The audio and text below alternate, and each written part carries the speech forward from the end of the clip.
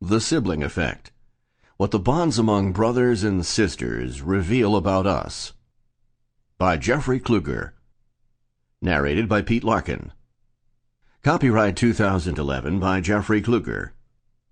This unabridged audiobook is recorded by arrangement with Riverhead Books, a member of Penguin Group USA Incorporated, and was produced in the year 2011 by Tantor Media Incorporated, which holds the copyright thereto. 1. Band of Brothers and Sisters. At the time, it seemed like a good idea to put my baby brother Bruce in the fuse box. Technically speaking, it wasn't a fuse box, it was more of a fuse cabinet, something larger than a medicine chest and much deeper, made of the same 1950s knotty pine that covered the rest of our playroom.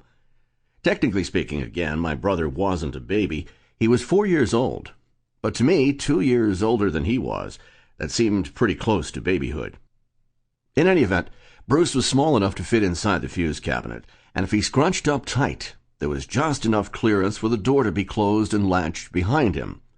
Whether locking a 4-year-old in a cabinet next to a panel of high-voltage, old-style, unscrewable fuses really was wise was something I honestly had not thought much about.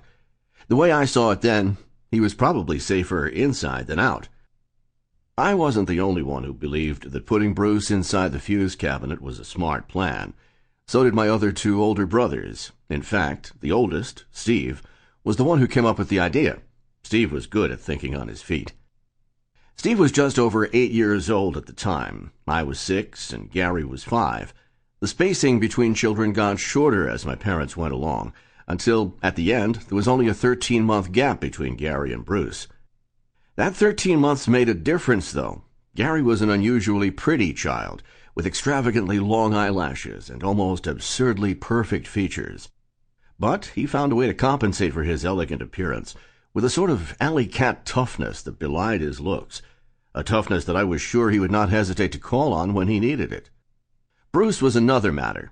By the time he was 3, he was already nearsighted enough to have begun wearing glasses. They had tortoise-shell frames, which went nicely with his fair skin and red hair, giving him an incongruously academic look. He had not lost his baby belly entirely, and thus often wore his pants hiked well above his waistline, in the manner of a retiree whose belt could no longer accommodate his shape.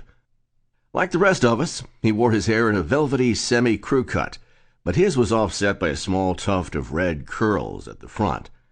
I might have been just a child myself, but I recognized adorable, and I recognized vulnerable, and I reckoned he was both. That was the reason that Sample complete. Ready to continue?